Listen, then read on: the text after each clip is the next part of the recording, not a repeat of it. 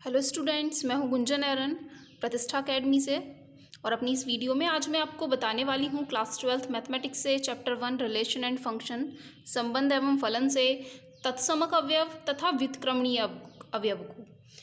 Identity element क्या होता है और इन्वर्टिबल एलिमेंट क्या होता है किसी भी बाइनरी ऑपरेशन के लिए। अगर हमें कोई भी बाइनरी ऑपरेशन डिफाइन करके दे रखा है तो उसके लिए हम तत्समक अवयव कैसे ज्ञात करेंगे, उसके लिए व्युत्क्रमणीय अवयवों की पहचान कैसे करेंगे, कौन कौन से अवयवों का व्युत्क्रम उस बाइनरी ऑपरेशन में एग्जिस्ट करता है। तो सबसे पहले बात कर लेते हैं द्विआधारी संक्रिया के लिए तत्समक अवयव क्या होता है, कैसे हम डिफाइन करते हैं तत्समक अवयव को। How to define identity element for a binary operation. तो द्विआधारी संक्रिया के लिए तत्समक अवयव क्या होता है। मान के चलिए समुच्चय ए पर कोई भी द्विआधारी संक्रिया स्टार ए क्रॉस ए से ए पर परिभाषित की गई है, तब उसी समुच्चय का एक अवयव यदि इसका अस्तित्व वहाँ हो तो वह तत्समक अवयव कहलाएगा यदि यह इस स्थिति को पूरा कर रहा हो कि ए स्टार ई का मान भी ए के ही बराबर आए और ई स्टार ए का मान भी ए के ही बराबर आए। जहाँ ए व्यक्त कर रहे होते हैं किसी भी दिए गए समुच्चय के अवयव के लिए, प्रत्येक अवयव के लिए यह मान सत्य होना चाहिए। तो यह अवयव ई इस दिए गए समुच्चय में से जो लिया गया है वह इस दिए गए द्विआधारी संक्रिया के लिए तत्समक अवयव कहलाएगा। जैसे कि आप उदाहरण लेकर के देख सकते हैं, यदि हम वास्तविक संख्याओं के समुच्चय में योग वाली संक्रिया को परिभाषित कर रहे हैं star such that R cross R से आर। अब चाहे हम कोई भी अवयव ले लें और उसमें हम जीरो जोड़ लें तो हमें अवयव ए ही प्राप्त होगा, चाहे हम जीरो में उस अवयव को जोड़ लें तो भी हमें वही अवयव ए ही प्राप्त होगा। तो यदि आप इनकी यहाँ तुलना करके देख रहे हैं तो यह स्थिति पूरी हो रही है। ए स्टार ई बराबर आ रहा है ए बराबर है ई स्टार ए के, जहाँ ई प्रदर्शित किया जा रहा है जीरो से। इसीलिए वास्तविक संख्याओं के समुच्चय में ये जो जीरो अवयव है जो कि वास्तविक संख्याओं में ही उपस्थित होता है वह इनका तत्समक अवयव कहलाएगा। जीरो आइडेंटिटी एलिमेंट होगा बाइनरी ऑपरेशन प्लस के लिए। इसी तरीके से यदि हम गुणा में देख लेते हैं, यदि हम किसी भी अवयव में एक की गुणा करते हैं तो हमें वही अवयव मिलेगा, या हम कहें एक की गुणा हम किसी भी अवयव में करें तो भी हमें एक ही मिलेगा। तो इस तरीके से गुणन नियम के लिए एक काम कर रहे हैं तत्समक अवयव का, क्योंकि उस अवयव की गुणा हम किसी भी मान में कर लें तो वह हमें लौटा करके उसी अवयव को दे रहे हैं। इसीलिए यह जो एक यहाँ लिखा है हमने वह बाइनरी ऑपरेशन मल्टीप्लिकेशन के लिए एक आइडेंटिटी एलिमेंट का काम करेंगे। इसी तरीके से यदि हम माइनस में और गुणा के लिए देखते हैं कि क्या वहाँ कोई तत्समक अवयव ऐसा उपस्थित होगा या नहीं। यदि हम माइनस संक्रिया को परिभाषित करें तो आर क्रॉस आर से आर में परिभाषित की गई है, तब आप देखें यदि हम ए में से ई को घटाएं या ई में से ए को घटाएं तो यह ही आपस में बराबर नहीं होते हैं, जबकि हमें स्थिति में चाहिए होता है कि ए स्टार ई का मान और ई स्टार ए दोनों के मान आपस में तो बराबर हों ही, साथ में यह मान हमें बराबर दे रहे हों ए के। लेकिन माइनस के लिए तो ए माइनस ई और ई माइनस ए ही बराबर नहीं होगा ए के प्रत्येक मान के लिए। और जब यहाँ यही स्थिति पूरी नहीं हो रही है, क्रम विनिमयता ही पूरी नहीं हो रही है, तो यहाँ तत्समक अवयव अस्तित्व में नहीं होगा। इसलिए यहाँ जो तत्समक अवयव का अस्तित्व है वह नहीं है, तत्समक अवयव अस्तित्व में नहीं है। इसी तरीके से यदि हम भाग के नियम को देखते हैं, भाग को परिभाषित करें आर क्रॉस आर से आर में हम यहाँ स्टार और लगा लेते हैं, स्टार प्रदर्शित कर रहे हैं कि यहाँ हमने कोई भी शून्य अवयव नहीं लिया है, सारे के सारे अवयव शून्य से अलग लिए गए हैं। तब यदि हम ए में ई से भाग करें और ई में ए से भाग करें तो वह फिर से बराबर बराबर नहीं आते हैं जनरली। इसका मतलब है फिर से यहाँ ई आइडेंटिटी एलिमेंट अस्तित्व में नहीं होगा, क्योंकि सबसे पहले तो यहाँ क्रम विनिमय नियम ही संतुष्ट नहीं हो रहा है। जब यह दोनों बराबर होंगे तभी तो बाद में हम स्थिति देखेंगे कि इन दोनों को हल करने पर अवयव ए ही हमें प्राप्त होना चाहिए। इसीलिए आर स्टार में भी ई का अस्तित्व नहीं होता है। अब हम बात कर लेते हैं अब तक बात की वास्तविक संख्याओं के लिए। यदि हम प्राकृतिक संख्याओं के समुच्चय में ले रहे हैं, हमें ए का मान दे रखा है प्राकृतिक संख्या, और हमने जो संक्रिया ली है वह प्लस से प्रदर्शित की है, प्लस n क्रॉस n से n। अब हमने जो ऊपर वाली संक्रिया आपको पढ़ाई थी उसमें हमने लिखा था a + 0 का मान और 0 + a का मान a के बराबर मिल जाता है, इसीलिए 0+ वाली संक्रिया के लिए तत्समक अवयव का काम करती है। इसी तरीके से यहाँ पर भी प्लस नियम के लिए केवल 0 ही ऐसा अवयव होता है जो कि तत्समक अवयव का काम कर सकता है। लेकिन यहाँ एक कंडीशन और होती है कि यह जो तत्समक अवयव लिया गया है वह समुच्चय में से ही होना चाहिए। यदि यह तत्समक अवयव समुच्चय में नहीं है तो कहा जाएगा कि यह अस्तित्व में नहीं है दिए गए समुच्चय के लिए। और यही स्थिति बन रही है अब प्राकृतिक संख्याओं के लिए, क्योंकि जो 0 अवयव होता है योग की संक्रिया के लिए जो तत्समक अवयव होता है वह प्राकृतिक संख्याओं के समुच्चय में उपस्थित नहीं होता है। जब यह यहाँ उपस्थित ही नहीं है तो यह अस्तित्व में नहीं होगा। इसीलिए प्राकृतिक संख्याओं के समुच्चय में धन वाली जो संक्रिया होती है वह कोई भी तत्समक अवयव नहीं रखती है। अब यदि कोई भी द्विआधारी संक्रिया हम ले रहे हैं, इसे हम नोट पॉइंट की तरह पढ़ सकते हैं। यदि कोई भी द्विआधारी संक्रिया दे रखी है तो उसके लिए जो तत्समक अवयव होता है आइडेंटिटी एलिमेंट होता है। यदि वह उस समय अस्तित्व में है, उस द्विआधारी संक्रिया के लिए तत्समक अवयव का अस्तित्व है, तो हमेशा तत्समक अवयव अद्वितीय ही होता है, यूनिक ही होता है। ऐसा नहीं है एक द्विआधारी संक्रिया के लिए एक से ज़्यादा तत्समक अवयव उपस्थित होंगे। एक दी गई द्विआधारी संक्रिया के लिए यदि उसका तत्समक अवयव अस्तित्व में है तो वह अद्वितीय ही होता है, केवल एक ही तत्समक अवयव उस द्विआधारी संक्रिया के लिए हो सकता है। अभी तक हमने बात की फंडामेंटल ऑपरेशंस की, प्लस माइनस मल्टीप्लिकेशन डिवीज़न की। बात कर लेते हैं यदि हमें किसी भी क्वेश्चन में संक्रिया परिभाषित करके दे रखी है किसी और नियम से, जहाँ गुणन योगफल साथ में सम्मिलित कर लिए गए हैं, तब मान के चलिए क्वेश्चन दिया गया है यदि वास्तविक संख्याओं के समुच्चय में एक द्विआधारी संक्रिया स्टार परिभाषित की गई है a*b बराबर 3ab/7 से, तब हमें वास्तविक संख्याओं के समुच्चय में ही इस बाइनरी ऑपरेशन का आइडेंटिटी एलिमेंट फाइंड आउट करके बताना है, स्टार का तत्समक अवयव ज्ञात करके बताना है। तो क्या प्रोसीजर होता है तत्समक अवयव ज्ञात करने के लिए दी गई द्विआधारी संक्रिया के लिए? तो हम मान करके चलेंगे, माना R में जो द्विआधारी संक्रिया स्टार हमें दे रखी है उसका तत्समक अवयव E है, तत्समक अवयव E है। और जब तत्समक अवयव हमने E मान लिया है तब डेफिनेशन के अकॉर्डिंग कोई भी अवयव E तत्समक कहलाता है यदि A*E का मान और E*A का मान दोनों के दोनों A के ही बराबर आ रहे हों, जहां A प्रदर्शित कर रहे होते हैं वास्तविक संख्याओं के समुच्चय में से किसी भी अवयव को। अब यदि हम इन दोनों मानों को अलग अलग कर लेते हैं, फर्स्ट स्टेप में A*E बराबर A रख लेते हैं, A*E बराबर भी A होना चाहिए और साथ ही E*A का मान भी A के ही बराबर होना चाहिए। अब यदि हम E और A में ऑपरेशन लगाते हैं A*B के अकॉर्डिंग तो वह हमें देते हैं 3ab/7।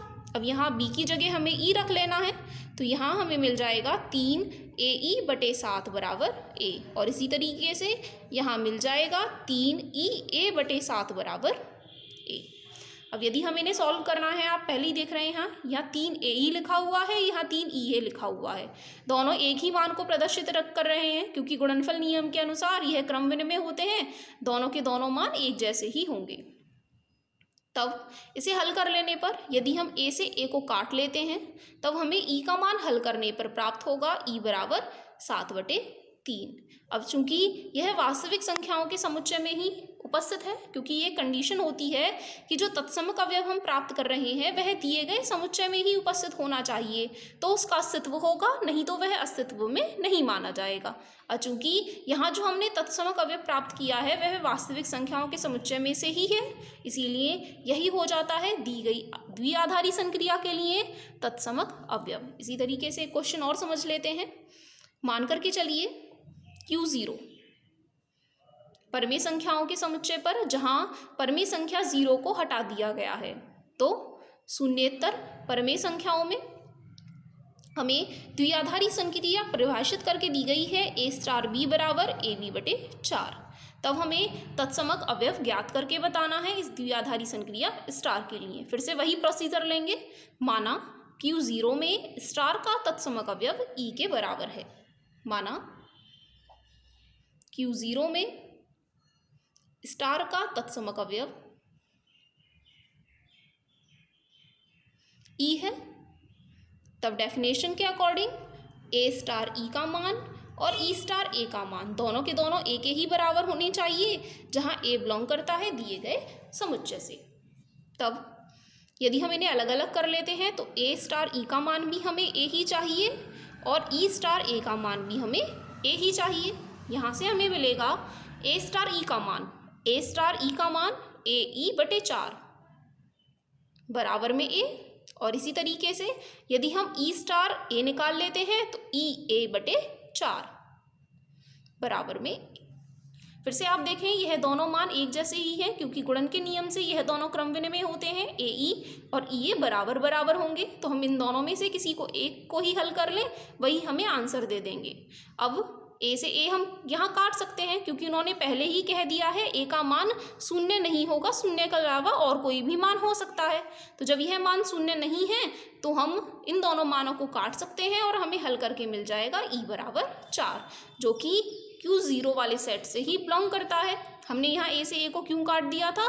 क्योंकि A का मान 0 के बराबर नहीं है, परंतु यदि A का मान यहाँ 0 हो जाता तो यह पूरे मान 0/0 हो जाते, फिर हम वहाँ E का मान ज्ञात नहीं कर सकते थे।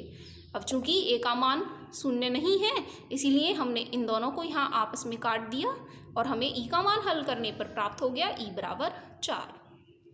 एक और क्वेश्चन ले लेते हैं। मान के चलिए हमें समुच्चय दे रखा है परिमेय संख्याओं का, और द्विआधारी संख्या स्टार परिभाषित की गई है A² + B² से। तब इसका तत्समक अवयव ज्ञात करके बताना है। फिर से वही मान लेंगे, माना E Q में स्टार का तत्समक अवयव है, तब डेफिनेशन के अकॉर्डिंग A स्टार E का मान और E स्टार A का मान दोनों के दोनों मान A के बराबर ही आएंगे, जहां A बिलोंग कर रहे होंगे Q से। फिर से इन्हें अलग अलग कर लेते हैं, तो यहाँ हमें मिलेगा A स्टार E का मान भी A होना चाहिए और E स्टार A का मान भी A ही होना चाहिए। फिर से संक्रिया के अकॉर्डिंग A स्टार E का मान बराबर होगा A² + E² के, और यहाँ बराबर में हमें मिलेगा A। साथ ही यदि हम E स्टार A का मान लिखेंगे तो यह बराबर आएगा E² + A² बराबर A के।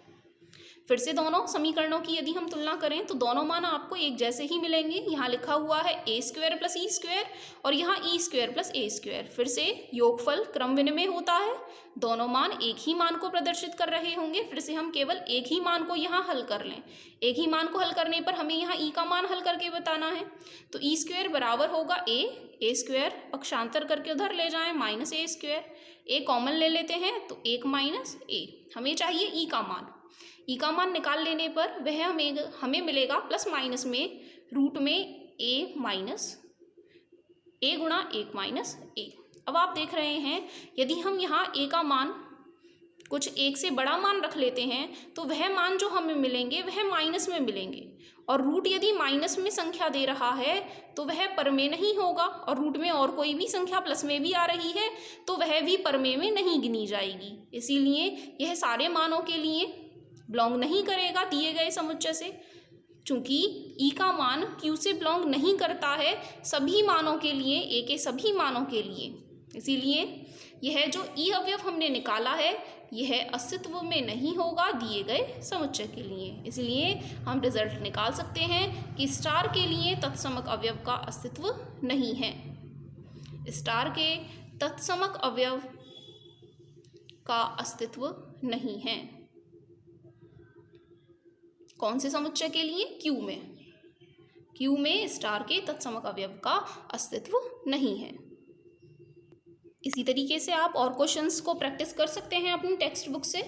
अब बात कर लेते हैं दूसरे वाले टॉपिक में व्युत्क्रमणीय अवयव की, आइडेंटिटी एलिमेंट के बाद इन्वर्टिबल एलिमेंट की। इन्वर्टिबल एलिमेंट क्या होता है, कैसे उसे निकाला जाता है?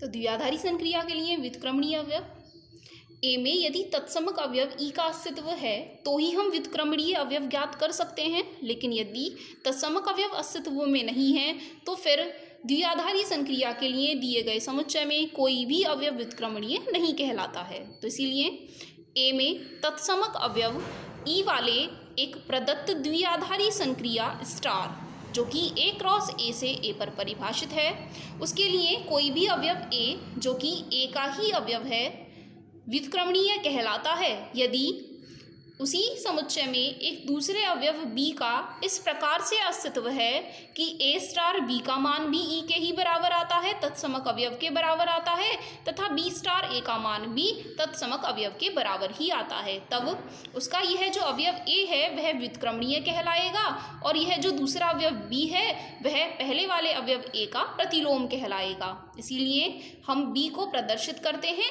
a इनवर्स के द्वारा और उसे कहा जाता है a का प्रतिलोम।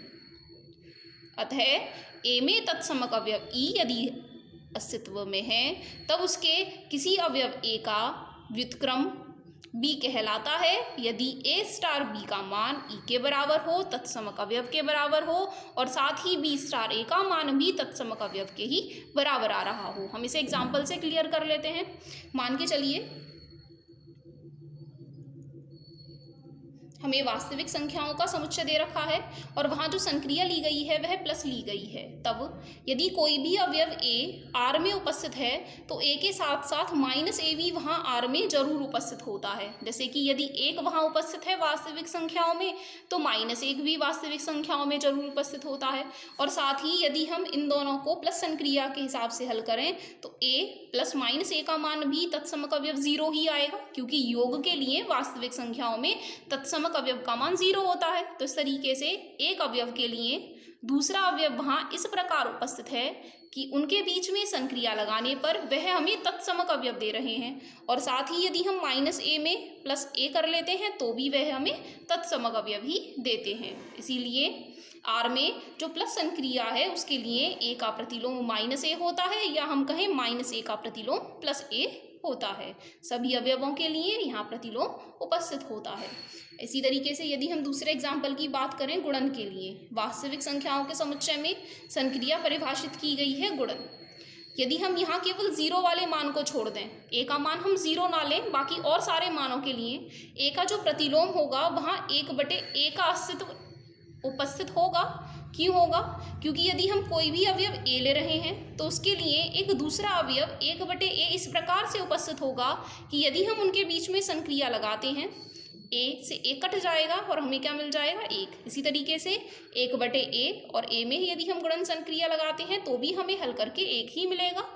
अब चूंकि वास्तविक संख्याओं के समुच्चय में प्रत्येक अवयव a के लिए जबकि a का मान 0 नहीं है, वहाँ 1/a का ऐसा अस्तित्व है कि यदि हम उन दोनों के बीच में संक्रिया लगाते हैं तो वह हमें आंसर में तत्समक अवयव 1 देते हैं, क्योंकि गुणन के लिए तत्समक अवयव का मान 1 होता है। तो इसीलिए वास्तविक संख्याओं में गुणन के लिए जबकि a का मान 0 ना रहा हो, सभी का प्रतिलोम 1/a द्वारा दिया जाता है। अब यदि हम बात करें प्राकृतिक संख्याओं के समुच्चय में, यदि हम प्राकृतिक संख्याओं के समुच्चय में प्लस ले रहे हैं चाहे गुणा ले रहे हैं, यदि हम प्लस वाले अवयव ले रहे हैं तो उनका प्रतिलोम हमने पढ़ा प्लस वाली संक्रिया के लिए प्रतिलोम होता है विपरीत चिन्ह के साथ उसी अवयव को लिख देना। तो यदि a कोई भी अवयव हम प्राकृतिक संख्या में लेंगे तो -a जो होगा वह प्राकृतिक संख्याओं में उपस्थित नहीं होगा, क्योंकि प्राकृतिक संख्याएं तो सदैव धनात्मक ही होती हैं, ऋणात्मक होने का तो वहाँ मतलब ही नहीं होता है। इसीलिए प्राकृतिक संख्याओं में प्लस संक्रिया के लिए कोई भी प्रतिलोम अस्तित्व में नहीं होगा, किसी भी अवयव का प्रतिलोम वहाँ उपस्थित नहीं होता है। प्राकृतिक संख्याओं का कोई भी अवयव व्युत्क्रमणीय नहीं होता है। अब यदि बात करें हम गुणन के नियम की, कोई भी अवयव हमने लिया प्राकृतिक संख्याओं में उपस्थित है केवल 1 को छोड़ करके, क्योंकि 1 का व्युत्क्रम तो 1 ही मिल जाता है हमें। यदि हम 1 को छोड़ करके और कोई भी प्राकृतिक संख्या ले लेते हैं और उसका व्युत्क्रम करते हैं तो हमें मिलेगा 1/a, जो कि प्राकृतिक संख्याओं में उपस्थित नहीं होगा। इसीलिए गुणन के नियम के लिए भी केवल प्राकृतिक संख्या 1 को छोड़ करके कोई भी अवयव व्युत्क्रमणीय नहीं होता है गुणन संक्रिया के लिए, क्योंकि 1/a का वहाँ अस्तित्व नहीं होता है यदि हम 1 के अलावा कोई भी अवयव ले रहे हैं। तो इसीलिए 1 के अतिरिक्त किसी भी अवयव का प्रतिलोम n में गुणन संक्रिया के लिए नहीं होगा। अब एक क्वेश्चन की मदद से सीख लेते हैं। अगर हमें कोई भी संक्रिया दी गई है तो उसके लिए व्युत्क्रमणीय अवयव कैसे ज्ञात किए जाते हैं, किन किन अवयवों का व्युत्क्रम अस्तित्व में है, उनका प्रतिलोम कैसे ज्ञात किया जाता है। हमें क्वेश्चन दिया गया है, यदि Q में एक द्विआधारी संक्रिया स्टार परिभाषित की गई है A स्टार B बराबर AB/5 द्वारा, तब Q में स्टार का तत्समक अवयव भी ज्ञात करके बताना है और साथ में Q0 के लिए, मतलब 0 अब हमें छोड़ देना है, प्रत्येक अवयव का व्युत्क्रम भी निकाल करके हमें दिखाना है कि वह अस्तित्व में है। तो सबसे पहले बात कर लेते हैं तत्समक अवयव की, उसी प्रोसीजर से जैसे अब तक हमने क्वेश्चनों में ज्ञात करके बताया था। माना Q में स्टार का तत्समक अवयव E के बराबर है, तब डेफिनेशन के अकॉर्डिंग A स्टार E का मान बराबर होगा E स्टार A का मान बराबर होगा A के, जहाँ A कोई भी अवयव लिया गया है Q में से।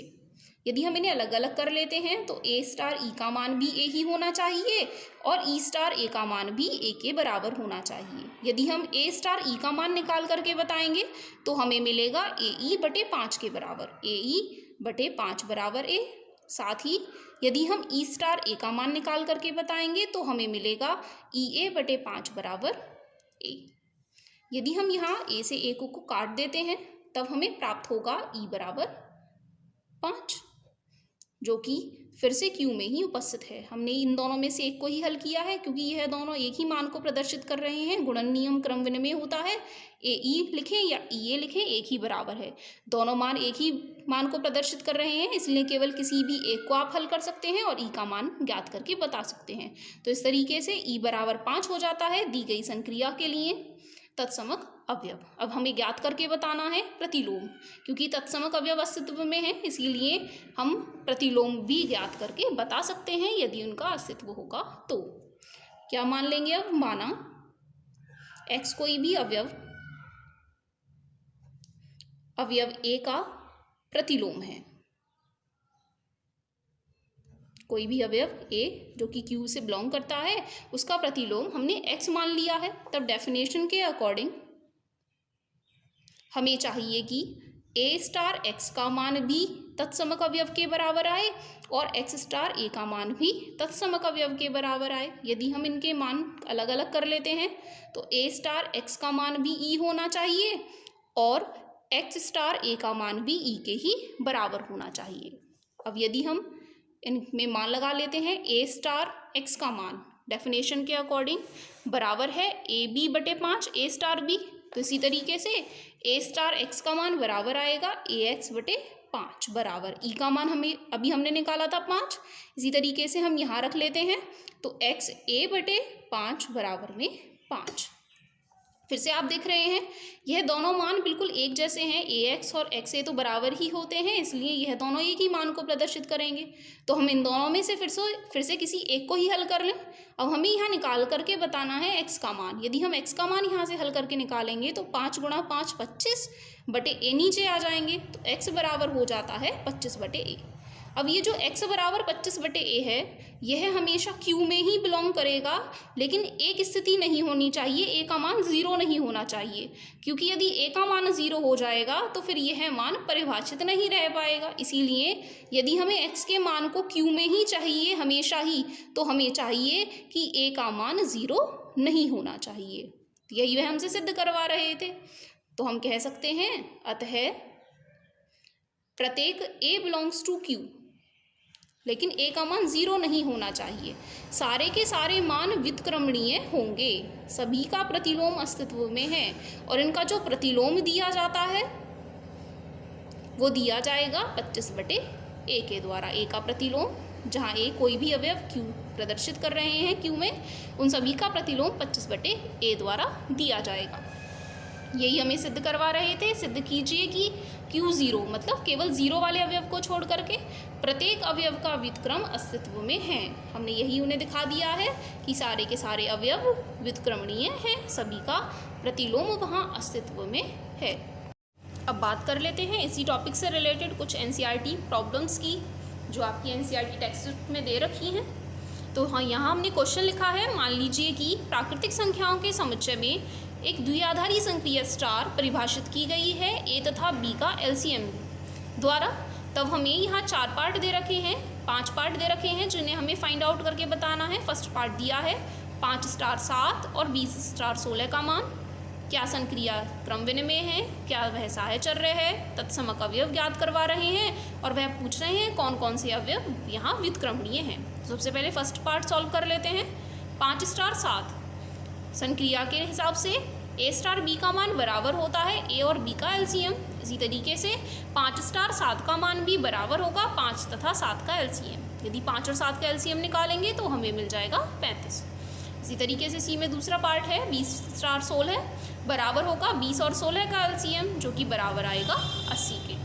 अब सेकंड पार्ट में यह पूछ रहे हैं कि क्या संक्रिया क्रम विनिमय है। तो क्रम विनिमय के लिए हमें चाहिए यदि ए स्टार बी का मान और बी स्टार ए का मान बराबर बराबर है तो वह क्रम विनिमय है, और यदि यह बराबर नहीं है तो वह क्रम विनिमय नहीं होंगे।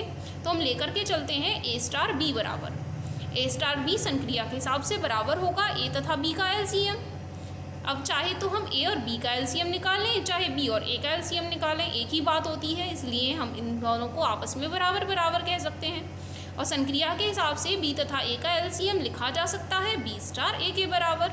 और चूंकि ए स्टार बी का मान बराबर बी स्टार ए हो गया है, इसीलिए डेफिनेशन के अकॉर्डिंग यह जो संक्रिया हमें दे रखी है वह क्रम विनिमय होगी। थर्ड पार्ट में पूछा गया है क्या स्टार साहचर्य है, एसोसिएटिव प्रॉपर्टी को फॉलो करती है स्टार या नहीं करती है। तो सबसे पहले हम निकाल लेते हैं ए स्टार बी स्टार सी कितना होगा, ए स्टार बी तथा सी का एलसीएम। हम सबसे पहले इस वाले स्टार को हल कर लेते हैं। ए स्टार बी हमने ऐसे ही रखा, साथ में स्टार की जगह लगा दिया तथा और सी का एलसीएम डेफिनेशन के अकॉर्डिंग, जैसा हमें यहाँ दे रखा था स्टार हटा करके हमें तथा लगा लेना है और लास्ट में का एलसीएम। अब ए स्टार बी यदि हम हल करते हैं तो ए तथा बी का एलसीएम तथा सी का एलसीएम। यदि अब आप पूरे सेंटेंस को एक साथ पढ़ेंगे तो ए तथा बी का एलसीएम तथा सी का एलसीएम, इसका मतलब है तीनों का एलसीएम हमें निकाल करके बताना है। तो ए बी तथा सी का एलसीएम।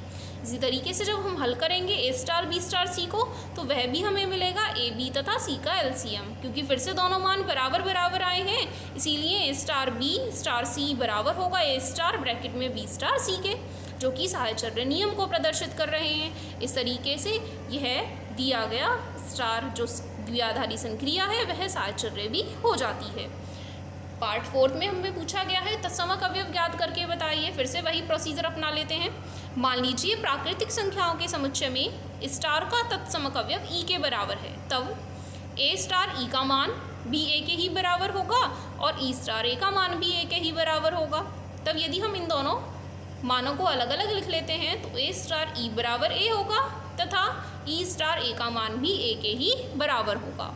अब यदि हम ए स्टार ई को हल करके लिखेंगे तो वहाँ से हमें मिलेगा ए तथा ई का एलसीएम, और यदि ई स्टार ए को हल करेंगे तो ई तथा ए का एलसीएम, जो कि दोनों एक ही मान को प्रदर्शित करते हैं, इसलिए केवल एक ही मान को हल करने से हमें ई का मान प्राप्त हो जाएगा। तो यहाँ से हमें मिला ए तथा ई का एलसीएम ए के ही बराबर आ जाए। कोई ऐसा मान ई का जो हम किसी भी अवयव के साथ उसका एलसीएम लें तो हमें वही अवयव मिल जाए। ऐसा केवल एक ही अवयव हो सकता है ई बराबर 1। यदि हम एक का एलसीएम किसी भी अन्य के साथ ले रहे हैं तो वह हमेशा उस अन्य अवयव को ही आंसर में देगा। इसीलिए ई बराबर 1 दी गई संक्रिया के लिए हो जाता है प्राकृतिक संख्याओं में उपस्थित तत्समक अवयव, क्योंकि यहाँ पर यह जो ई का मान है 1, यह एन में ही उपस्थित होता है, नेचुरल नंबर से ही रिलेटेड होता है, नेचुरल नंबर से ही बिलोंग करता है। इसीलिए एक प्राकृतिक संख्याओं के समुच्चय में दी गई संक्रिया के लिए एक तत्समक अवयव होगा। लास्ट में बच जाता है एन में कौन कौन से अवयव व्युत्क्रमणीय हैं, किन किन का व्युत्क्रम वहाँ अस्तित्व में है। तो हम मान करके चलते हैं, माना x कोई अवयव है जो कि प्राकृतिक संख्याओं के किसी अवयव के प्रतिलोम को प्रदर्शित करता है, तब डेफिनेशन के अकॉर्डिंग ए स्टार एक्स का मान भी ई के ही बराबर होगा और एक्स स्टार ए का मान भी ई के ही बराबर होगा। फिर से यह दोनों मान क्रम विनिमय हैं, पहले से ही हम यहाँ हल कर चुके हैं, तो हम केवल एक ही मान को यहाँ हल कर लेते हैं। ए स्टार एक्स बराबर 1। ए स्टार एक्स डेफिनेशन के अकॉर्डिंग हमें मिलेगा ए तथा एक्स का एलसीएम 1 के बराबर होना चाहिए। अब यहाँ हमें मिला 2 अवयवों का हम एलसीएम ले रहे हैं और वह 1 आना चाहिए। यह तो केवल तभी संभव है जबकि दोनों के दोनों अवयव एक हों, तभी उनका एलसीएम एक हो सकता है। तो यहाँ से हमें हल करने पर मिला a और x का मान एक होना चाहिए। इसका मतलब है a बराबर एक ही एक ऐसा अवयव है जिसका प्रतिलोम x बराबर एक दिए गए समुच्चय n में उपस्थित है। इसीलिए हम कह सकते हैं कि प्राकृतिक संख्याओं के समुच्चय में केवल अवयव एक ही व्युत्क्रमणीय है, बाकी और कोई भी अवयव प्राकृतिक संख्याओं के समुच्चय में इस द्विआधारी संक्रिया के लिए व्युत्क्रमणीय नहीं होगा। इसी तरीके से आप इन क्वेश्चंस को प्रैक्टिस कर सकते हैं, लेकिन यहाँ जो चेंज कर दिया गया है वो है HCF। इससे पहले वाले क्वेश्चन में जो अभी हमने सॉल्व करके पढ़ा है उसमें LCM था, यहाँ HCF दे रखा है। बाकी क्वेश्चन को हमें बिल्कुल ऐसे ही पढ़ना है। यहाँ आप देख रहे हैं थर्ड पार्ट में लिखा है तत्समक अवयव का अस्तित्व है या नहीं है। यहाँ आपको तत्समक अवयव का अस्तित्व नहीं मिलेगा। जब तत्समक अवयव का अस्तित्व नहीं मिलेगा, इसीलिए इन्होंने यहाँ कोई भी व्युत्क्रमणीय वाला पार्ट नहीं पूछा है, क्योंकि तत्समक अवयव का अस्तित्व होने पर ही व्युत्क्रमणीय हमें मिलेगा। जब यहाँ इसका तत्समक अवयव ही अस्तित्व में नहीं होगा तो इसीलिए व्युत्क्रमणीय इन्होंने यहाँ नहीं पूछा है। इसी तरीके से यहाँ कुछ क्वेश्चंस दिए गए हैं। यहाँ पूछा गया है कौन कौन सी संक्रियाएं क्रम विनिमय और कौन कौन सी सहायचर्य हैं, और साथ में यह भी पूछा गया है कि कौन कौन सी संक्रियाएं तत्समक अवयव रखती हैं, उन्हें ज्ञात करके बताना है। तो सबसे पहले तो आप जांच करके बताएंगे कौन कौन सी क्रम विनिमय है और कौन कौन सी सहायचर्य हैं। तो यहाँ आंसर में आपको मिलेगा सेकेंड पार्ट, फोर्थ पार्ट और फिफ्थ पार्ट। ये जो तीनों पार्ट हैं ये क्रम विनिमय होंगे। साथ में जो पांचवा पार्ट है वह सहायचर्य भी होगा और बाकी कोई भी सहायचर्य इनमें से नहीं होगा। अब आप देख रहे हैं यहाँ पांचवा ही अवयव केवल तत्समक अवयव रख रहा है। इसका मतलब है जो क्रम विनिमय भी है और जो सहायचर्य भी है वह ही केवल तत्समक अवयव रख रहा है, और इसका आंसर आपको मिलने वाला है E बराबर 4। इस तरीके के कई क्वेश्चन हम पीछे पढ़ चुके हैं, इन्हें आप रिवाइज कर सकते हैं। लास्ट में एक क्वेश्चन और बचता है, उसे और पढ़ लेते हैं। यहाँ क्वेश्चन दिया गया है, मान लीजिए कि A कोई समुच्चय दिया गया है जो n क्रॉस n से दिया जाता है। A में दो अवयवों के बीच संक्रिया a, b star c, d परिभाषित की जाती है a plus c, b plus d से।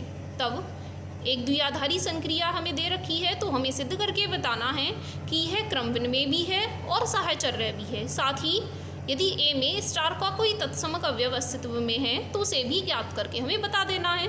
तो सबसे पहले तो जो हमें दिया गया है a, b और c, d, यदि दो अवयव A में उपस्थित रहे होंगे, n क्रॉस n में उपस्थित रहे होंगे, तब हमें a, b star c, d संक्रिया जो परिभाषित करके दे रखी है वह a plus c, b plus d से परिभाषित करके दे रखी है, जहाँ a, b, c, d सारे के सारे प्राकृतिक संख्याओं के समुच्चय में से लिए गए होंगे। तो सबसे पहले हम बात कर लेते हैं कि यह क्रम विनिमय होगा, क्योंकि सिद्ध करके बताना है तो क्रम विनिमय तो होगा ही होगा। अब ये जो संक्रिया हमें दे रखी है, क्या हम इसे बदल करके लिख सकते हैं? a प्लस c को c प्लस a और b प्लस d को d प्लस a लिख सकते हैं, d प्लस b लिख सकते हैं, क्योंकि योगफल नियम तो सदैव ही क्रम विनिमय होता है। प्राकृतिक संख्याओं के समुच्चय में ले रहे हैं, चाहे वास्तविक संख्याओं के समुच्चय में ले रहे हैं, चाहे परिमेय संख्याओं के समुच्चय में ले रहे हैं। तो a प्लस c को लिख सकते हैं c प्लस a और b प्लस d को लिख सकते हैं d प्लस b। अब यदि आप इनकी तुलना करेंगे दी गई संक्रिया से, तो यहाँ आप देखेंगे पहले पहले अवयव से एक क्रमिक युग्म बन जाता है और दूसरे दूसरे अवयव से दूसरा क्रमिक युग्म बन जाता है। तो पहले और पहले अवयव से क्रमिक युग्म बन जाता है c, d स्टार, दूसरे और दूसरे अवयव से a, b। इस तरीके से हमें मिल जाता है a, b star c, d हमें दे रहे हैं c, d star a, b को। इसका मतलब है कि यह जो संक्रिया हमें दे रखी है वह क्रम विनिमय है। तो यह हो जाती है इसकी क्रम विनिमयता सिद्ध। अब कर लेना है सहायचर्य। सहायचर्य के लिए हमें तीन अवयव चाहिए होते हैं, तो a, b, c, d और e, f। हमने तीन अवयव ले लिए जो a में उपस्थित हैं। पहले हम निकाल करके बताएंगे a, b star c, d और स्टार e, f वो कितने के बराबर आएगा। तो इसे यदि हम हल कर लेते हैं a plus c, b plus d, ये हो जाता है इन दोनों का स्टार हल। बाकी स्टार में ई एफ अलग से लिखा हुआ है, स्टार में ई एफ बराबर। अब यदि हम इन दोनों को हल करते हैं तो पहले अवयव में पहला अवयव जोड़ लेना है a प्लस सी प्लस ई, साथ में b प्लस d में हमें जोड़ लेना है f। यह हमें मिल जाता है इन दोनों संक्रियाओं के लिए आंसर। अब आपने पढ़ा है कि योगफल नियम सदैव सहायचर्य होता है, तो इसलिए हम इसे बदल करके लिख सकते हैं a प्लस सी के ब्रैकेट को c प्लस ई पर। इसी तरीके से इस ब्रैकेट को हम चेंज करके लिख सकते हैं d प्लस एफ पर। सहायचर्यता नियम के हिसाब से प्लस के लिए सहायचर्य नियम के हिसाब से a plus C plus E equal होगा a plus C plus E के। इसी तरीके से हमने इसे चेंज कर लिया है।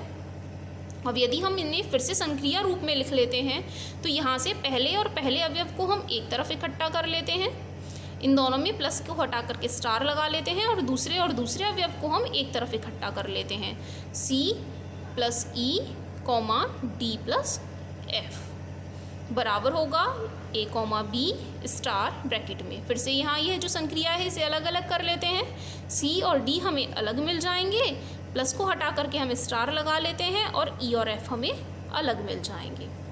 इसी तरीके से आप देख रहे हैं अब हमने सहायचर्य नियम को भी सिद्ध कर दिया है। पहले ब्रैकेट में था पहला और दूसरा अवयव, अब ब्रैकेट में है दूसरा और तीसरा अवयव। तो A B star C D with star E F equal होगा A B star C D star with E F.